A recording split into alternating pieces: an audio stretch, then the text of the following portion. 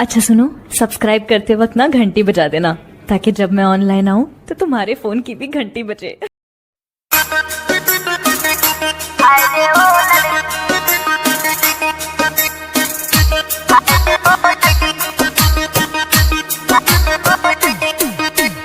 Music by Sunil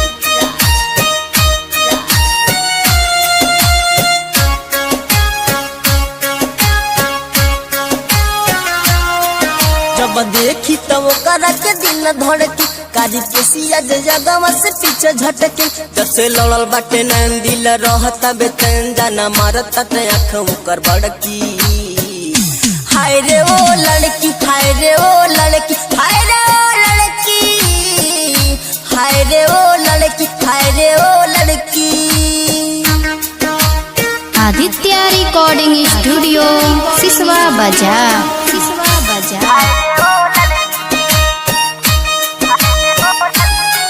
दिलवो करे पे अब पूरा बन बाटे हो, अब वो करे में हमारो जहान बाटे हो। दिलवो करे पे अब पूरा बन बाटे हो, अब वो करे में हमारो जहान बाटे हो। भेज देले भगवान एगो धरती पे चाँद दिल सीनावा से गइल बा सरकी।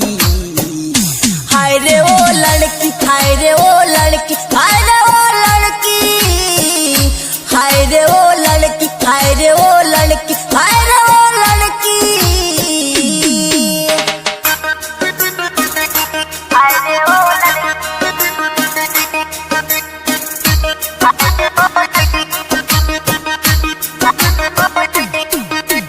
Music by Sunil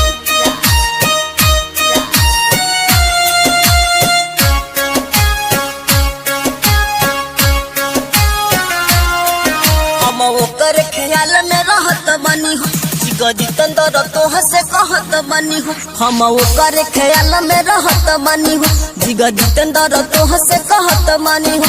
दीपक दासवर में से देखी भी करल के से सूट पहनी के उ चले ले पियर की। हाय रे ओ लड़की, हाय रे ओ